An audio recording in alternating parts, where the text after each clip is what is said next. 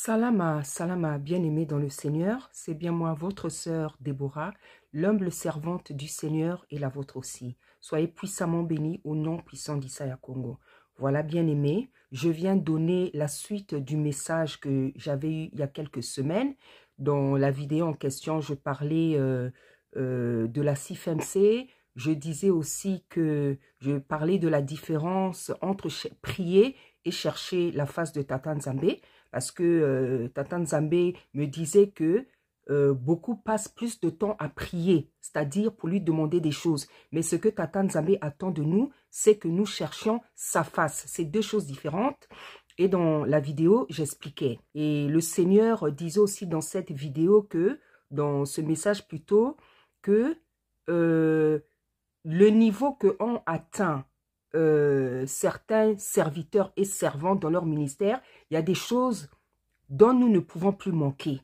Voilà, pour ceux qui ont des ministères, il y a des choses dont nous ne pouvons plus manquer. Comme par exemple une voiture, une maison, des papiers, des enfants, le mariage. Pour ceux à qui manquent certaines choses, le Seigneur expliquait dans ce message-là que il y a beaucoup de choses, il y a des choses dont nous ne pouvons plus manquer. Voilà, donc aujourd'hui, je viens donner la suite de ce message-là. Donc, dans le message que j'avais donné dernièrement, il y avait 3 messages. Je disais qu'il y avait différents messages. Et le 4e aujourd'hui, je vais vous le donner. Cela concerne l'imposition des mains. Cela concerne l'imposition des mains. Voilà, la Bible nous dit, Paul disait à Timothée, de ne pas imposer les mains avec précipitation et pour cause. C'est logique en fait. C'est logique parce que on ne donne que ce qu'on a. On ne donne que ce qu'on a. Celui qui n'a pas une bonne vie,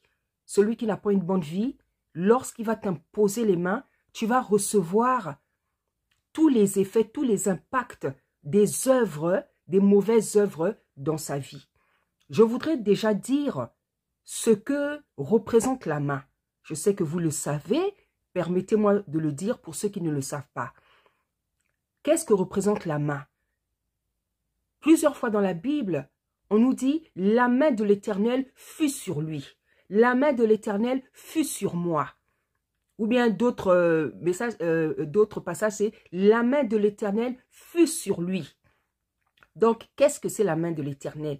Qu'est-ce que représente la main symboliquement? Lorsqu'on dit déjà que la main de l'Éternel fut sur lui, c'est-à-dire que donc l'amour de Tata Nzambe était avec lui. La présence de Tata Nzambe était avec lui. La protection de Tata Nzambe était avec lui. La faveur de Tata Nzambe était avec lui. Lorsqu'on dit la main de l'Éternel fut sur lui, c'est-à-dire que Tata Nzambe est avec la personne ou était avec le peuple. Donc nous voyons que la main symbolise quelque chose de positif. La main de l'Éternel fut sur lui. La main peut aussi représenter les œuvres de quelqu'un. La main peut représenter les œuvres. Si on te voit avec des mains blanches, des mains propres, belles et tout, c'est que tu as des bonnes œuvres. Mais quand on te voit dans un rêve, tes mains sont noires, des choses bizarres, tu es dans les mauvaises œuvres. Donc, la main représente symboliquement déjà la bénédiction, la protection, la faveur, l'intervention de Tata Nzambe dans la vie de ses enfants, de son peuple. Donc, nos mains, nous les utilisons aussi pour faire beaucoup de choses. Nous utilisons nos mains pour bénir le peuple, pour caresser les enfants, pour cuisiner, pour faire manifester nos talents. Nous utilisons nos mains pour faire beaucoup de choses. Nous utilisons aussi nos mains pour faire beaucoup de mal, bien-aimés. Notre ADN spirituel est inscrit dans notre corps. L'ADN spirituel, il est inscrit dans notre âme, dans notre esprit, dans notre corps, dans notre sang, dans notre transpiration. Donc, ce que tu es, tes pensées, tout ça, c'est inscrit dans le sang, dans l'ADN. Ça veut dire que dans tes mains, il y a tout ça, il y a ton ADN spirituel. Il y a ton ADN dans ta transpiration. Il y a ton ADN spirituel. Dans ton sang, dans tes larmes, dans ta salive. Il y a ton ADN. C'est pour ça, bien-aimé, lorsque on prenait les habits de Paul ou de Pierre, que on mettait sur les malades, ils guérissaient aussitôt. Parce que même cet ADN-là, il pénètre dans tes habits. Il pénètre dans tes habits. Ton onction est dans tes habits. Ton ADN spirituel est dans tes habits. Là où tu t'assois, tu déposes quelque chose. C'est pour ça que lorsque vous rentrez dans les trains, dans les métros, dans les bus, lorsque vous vous asseyez, faites une prière rapide. Il faut même avoir l'habitude de prier avant de sortir. Tout ce que tu vas toucher, les portes des métros, les fauteuils, tout ça, bien-aimé. Il faut toujours nettoyer ça, bien-aimé, par l'eau de la parole, par le sang de son fils Isaiah Congo. Il faut toujours, parce que, bien-aimé, il se passe des choses terribles sur cette terre. Tata Nzambe a dit que son royaume n'est pas sur la terre, parce que ce royaume-là, il est rempli de péchés. Bien-aimé, si Tata Nzambe pouvait nous ouvrir les yeux pour que nous puissions voir comment le péché est dans l'air, bien-aimé, nombreux de nous, on allait demander à rentrer au ciel, à le rejoindre. Donc, les mains représentent beaucoup de choses. Avec les mains, on fait beaucoup de choses. Avec les mains, tu bénis. Les mains, c'est pour faire de bonnes choses. Les mains, c'est pour faire de bonnes choses. Tata Nzambe ne nous a pas donné les mains pour que nous fassions de mauvaises choses. Et c'est pour ça que Paul dit à Timothée, n'impose pas les mains avec précipitation. Parce que dans les mains, il se trouve beaucoup de choses. Dans les mains aussi, tu peux faire le mal. Dans les mains, tu pratiques la sodomisation, la masturbation. Dans les mains, tu frappes ta femme. Avec tes mains, tu frappes ta femme. Avec tes mains, tu es violent avec les enfants. Avec tes mains, tu fais des faux chèques. Avec tes mains, tu pratiques l'abomination. Avec tes mains, tu fais tellement de mauvaises choses. Tu signes des faux papiers, des faux chèques. Tu voles, bien-aimé dans le Seigneur. Imagine que ce genre de main, on vient maintenant t'imposer les mains. Quelqu'un qui vient de faire sa masturbation, il vient t'imposer les mains. Quelqu'un qui vient de frapper sa femme, il vient t'imposer les mains. Quelqu'un qui vient faire de voler, de signer, je ne sais pas, un faux chèque, des faux papiers, il vient t'imposer les mains, bien-aimé. Je ne sais pas si vous réalisez, le sérieux, la gravité de la chose. C'est pour ça que Paul dit à Timothée, n'impose pas les mains avec précipitation. Parce que dans l'imposition des mains, il y a des transferts. Il y a des transferts. La personne qui t'impose les mains, elle va te donner soit le bien, soit le mal. Par rapport à ses œuvres, à ses bonnes œuvres ou à ses mauvaises œuvres. Tous les exemples que j'ai pris, bien aimés, c'est déjà assez grave. Mais il y en a tellement plus. C'est déjà assez grave. Hein? Quelqu'un qui pratique la masturbation, qui frappe sa femme, qui frappe son enfant. Hein? Il vient t'imposer les mains quelques heures après. Mais toi, tu ne sais pas qu'est-ce qu'il vient de faire.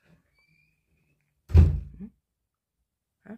Parce que le message, le Seigneur disait dans le message que nombreux de nous, il y a des troubles dans nos vies. Nos vies sont troublées.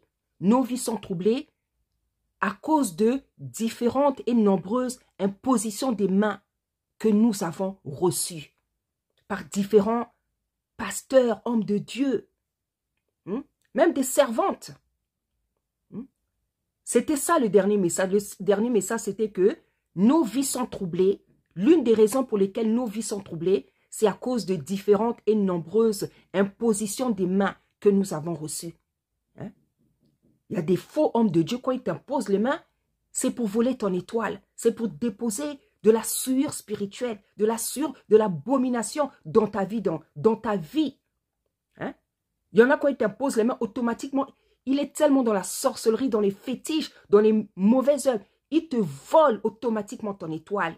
Tu deviens vide. Tu ne comprends plus du jour au lendemain. Tu ne sais plus faire ça. Tu ne sais plus bien parler. Ici, ça ne marche pas. Bien-aimé, l'imposition des mains, c'est quelque chose de spécial, de précieux, de grave, bien-aimé. Ne te laisse pas imposer les mains par n'importe qui. Ne te laisse pas imposer les mains n'importe comment. C'est trop grave, l'imposition des mains. Et tellement de personnes nous ont imposé les mains. Moi, une fois, il y a une servante qui m'a dit, elle m'a dit, servante, il faut que tu te rappelles et tu comptes, tu écrives toutes les personnes qui t'ont imposé les mains. Tu écrives ça sur le papier. Comme ça, tu vas voir là où tu as pu perdre quelque chose, là où on a pu troubler ta vie. Parce que c'est vrai, on nous a imposé les mains. Tous les gens qui nous ont imposé les mains, c'était pas, la majorité, c'est pas des gens sérieux. Parce que la majorité ont les mains sales. Moi, le Seigneur m'a déjà montré plusieurs pasteurs. Les mains étaient noires, les mains étaient noires. Donc, les mauvaises œuvres, bien-aimés. Nous cherchons la bénédiction, nous cherchons la restauration, nous cherchons la délivrance, nous cherchons le salut, bien-aimé. Ce n'est plus le temps de négliger les choses dans la vie du Seigneur. Ce n'est plus le temps, bien-aimé. Tu dois te faire violence pour que ta vie soit correctement restaurée. Tu dois écouter les messages que donnent les uns et les autres, bien-aimés. C'est pour ça que vous voyez, nous passons des années et des années à vivre les mêmes situations. Parce que nous ne prenons pas au sérieux ce que Tata Nzambe dit aux uns et aux autres, à ses serviteurs, à ses servantes, bien-aimés. L'imposition des mains, c'est quelque chose de terrible. N'est-ce pas merveilleux quand on te pose les mains automatiquement, on te transmet l'onction, on te transmet l'onction. Donc la servante ou le serviteur qui t'impose les mains, il ne te transmet que des bonnes choses parce que sa vie est sanctifiée, sa vie est purifiée, il est obéissant, bien-aimé. Bien-aimé, bien-aimé, je vous assure. Moi, c'est plus au téléphone que je m'occupe des gens. Parce qu'il y a des gens dont je m'occupe, ils sont dans d'autres pays. Donc, je ne peux pas leur imposer les mains. J'impose les mains, je dis, Seigneur, là où il est, impose-lui que ça soit ta main. Mais bien aimé, je vais vous dire la vérité. Je vais vous dire la vérité. Quand je prie pour une personne, je ne vous mens pas. Sa vie change. Sa vie change. Ça n'attend pas des mois. La vie change, bien aimé. J'ai des témoignages. Et ces témoignages, on les donnera, bien aimé.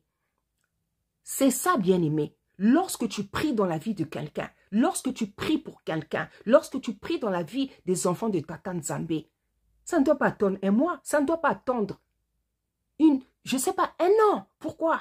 Pourquoi?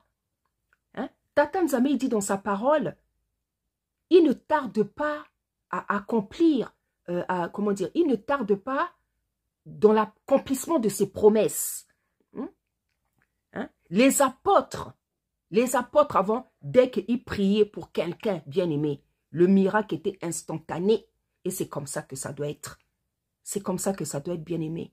Bien-aimé, c'est comme ça. Moi, bien-aimé, je vous dis la vérité. Quand je prie pour quelqu'un, je n'aime pas que ça prenne des temps, des années, une année. Non, non, non, non. Le Seigneur m'a donné l'onction. Il m'a donné la puissance. Il m'a donné l'autorité de marcher sur les scorpions et les serpents et sur toute la puissance. Et sa parole me dit que rien ne pourra me nuire. Moi, quand je prie pour quelqu'un, je dis, Seigneur, je veux voir les résultats. Je ne veux pas que ça prenne un an. Un an, pourquoi? Et le Seigneur écoute et le Seigneur agit, bien-aimé. Parce que j'y mets du mien aussi. À travers le dépouillement, à travers l'obéissance, à travers le jeûne, à travers tout ce que Tata Nzambe me demande de faire. Plus tu es obéissant à Tata Nzambe, plus quand tu vas prier pour les gens, leur vie sera restaurée rapidement. Moi, c'est ce que je vois. Je ne vous mens pas. Moi, dès que je m'occupe d'un enfant de Tata Nzambe, dès que je prends une servante en main, bien-aimée, je vois le changement. Je vois le changement. Et ça a toujours été comme ça depuis que je suis convertie. Je me suis convertie en 1998. J'ai toujours cru en Tata Nzambe depuis que j'étais petite. Mais je me suis convertie en 1998, bien-aimée. À cette époque, je n'étais pas encore bien affermie. Mais dès que je faisais seulement des petites prières, je voyais le résultat. Je voyais le résultat. Je me